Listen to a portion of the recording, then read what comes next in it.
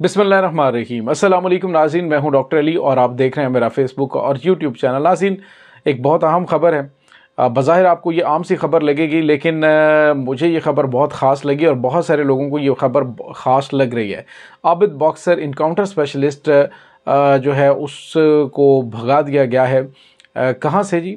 Punjab police की तहवील से। और कम से कम 100 पंजाब पुलिस के एहलकार मौजूद थे, ऑफिसर्स मौजूद थे, और वह कैसे भाग गए, उनकी बेगम की जानिब से क्या इंकशाफात किए गए हैं, क्या आबिद बॉक्सर जो है किसी अहम शख्सियत के बारे में अहम तरीन इंकशाफात करने वाले थे, इसकी तमाम तर तफसीलात हम आपके साथ आज की वीडियो में शेयर करेंगे कि आबिद बॉक्सर कौन था और कोई उन्हें क्यों पहले भी मारने की कोशिश कर चुका है। नाज़रीन, वीडियो की तफसील में जाने से पहले हमारे चैनल को सब्सक्राइब कर लीजिए और बेल आइकन को ज़रूर दबा दीजिएगा ताकि हमारी आने वाली वीडियो सबसे पहले आप तक पहुंचती रहें।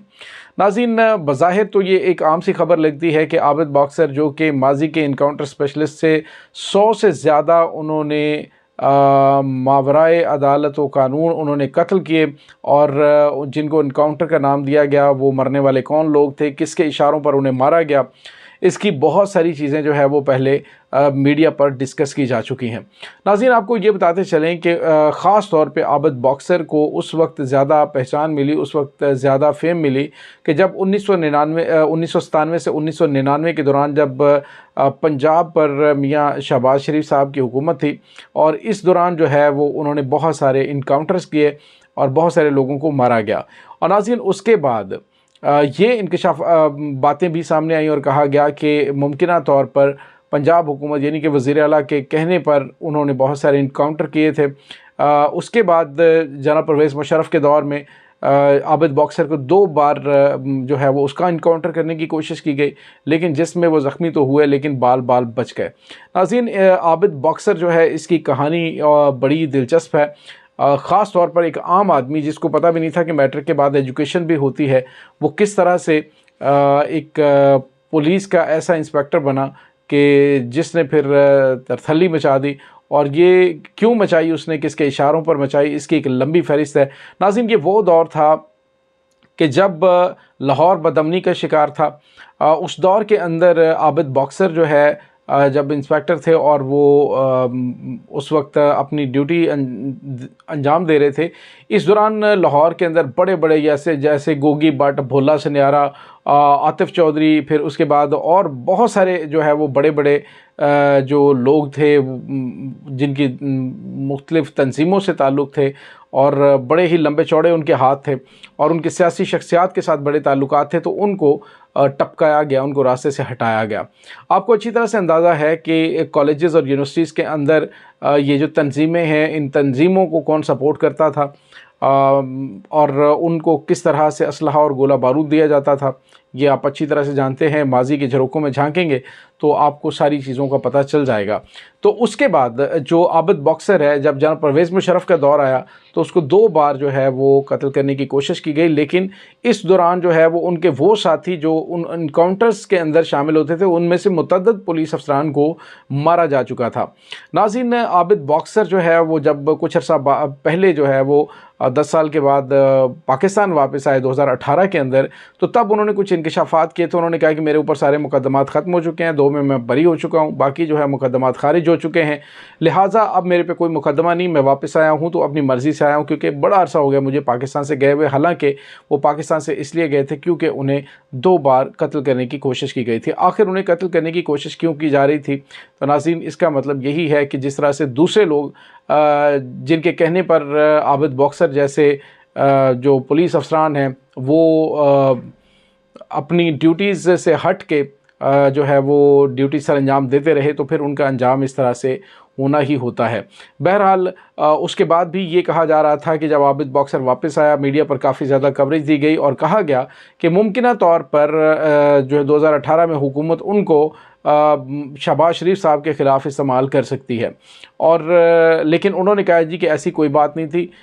शहबाज शरीफ साहब के कहने पर या फिर सियासी लोगों के कहने पर मैंने बहुत सारे मर्डर तो किए थे, लेकिन किसी का उन्होंने नाम ना लिया। लेकिन नाज़रीन, आपको ये बताते चलें कि अब जो इंकशाफात हो रहे हैं, अब जो अंदरूनी ज़राए से बातें पता चल रही हैं, वो ये पता चल रही हैं कि आबिद बॉक्सर साहब जो हैं वो कोई नया कट्टा खोलने जा रहे थे। और उस कट्टा खुलने से पहले पहले उनको गिरफ़्तार किया गया।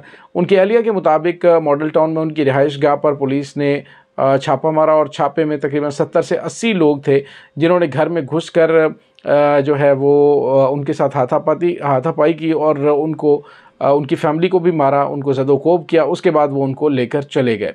उन्होंने कहा कि पुलिस ने उनको इतना मारा कि वो इस पोजीशन में नहीं थे कि वो पुलिस की तहवील से भाग सकते।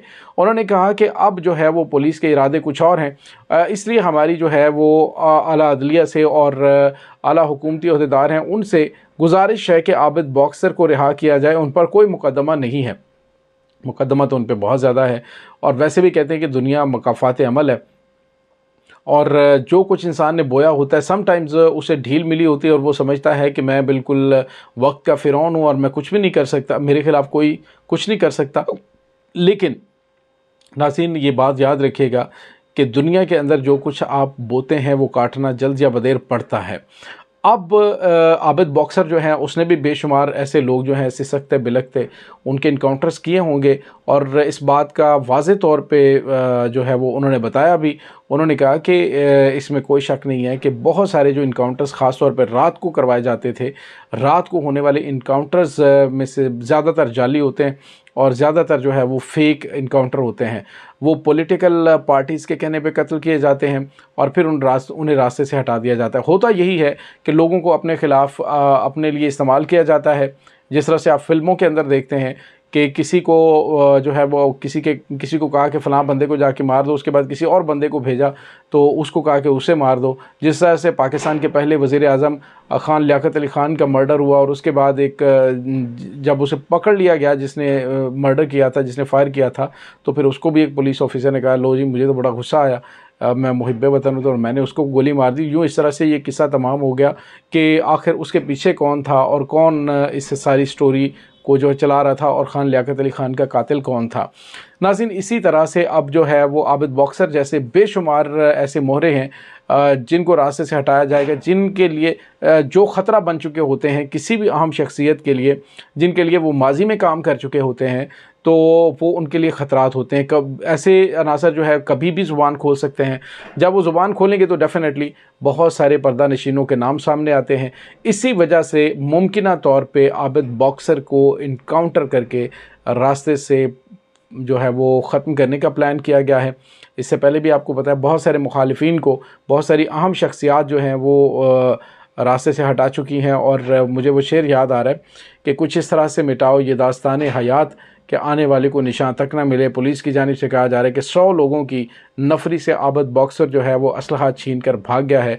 तो ये कोई फ़िल्मी स्टोरी तो हो सकती है। वैसे आपस की बात है कि जो आबिद बॉक्सर है उसके कारनामों पर 2 दफ़ा जो है उन्हें जो हदायतकार सैयद नूर हैं उन्होंने भी और 1-2 और ने भी जो है वो फ़िल्म बनाने की पंजाबी फ़िल्म बनाने की ऑफ़र की थी, लेकिन आबिद बॉक्सर ने उसको इग्नोर कर दिया था। आबिद बॉक्सर के बारे में कुछ और चीज़ें भी हैं उनकी करियर के हवाले से कि वो बेसिकली एक बोट चलाने वाले थे, कश्ती चलाने वाले थे जो कि दरियाए रावी में चलती थी। तो उसमें कुछ स्टूडेंट्स जो है सवार थे, उन्होंने उसको देखा कि वो बंदा जो है काफ़ी जान में था और बातचीत भी अच्छे सुलझे हुए लहजे में कर रहा था। तो स्टूडेंट्स ने उससे पूछा कि तुम पढ़ते नहीं हो? कहता है मैंने पढ़ा है। उन्होंने कहा कहाँ तक? कहते हैं मैट्रिक तक। कहते हैं आगे नहीं पढ़ा तुमने? कहते जी आगे भी पढ़ते हैं, आगे भी तालीम होती है। उन्होंने कहा हाँ जी आगे भी तालीम होती है। और उसके बाद उन्होंने उसको रास्ता बताया और वो तमाम डॉक्यूमेंट्स लेके मैट्रिक के अपने उसके बाद जीसी कॉलेज में चला गया। उन स्टूडेंट्स में से किसी एक ने उनका एडमिशन करवाया और एडमिशन किस बेस पे हुआ? स्पोर्ट्स बेस पे, क्योंकि वो कश्ती बड़ी अच्छी चलाता था तो वो इस तरह के कंपटीशंस में आगे लेके जा सकता था। और फिर नाज़रीन क्या हुआ कि ये वही एक एडमिशन जो है उसकी ज़िंदगी को आबिद बॉक्सर की वो तब्दील करने वाला था। वहाँ से जब फ्री हुआ उसने पंजाब पुलिस के अंदर ASI के तौर पे जो है वो भर्ती हुआ। और इस दौरान वो पंजाब पुलिस की जानिब से जो नेशनल गेम्स हैं और उसके बाद पाकिस्तान की नुमाइंदगी करते हुए उसने गोल्ड मेडल भी जीता।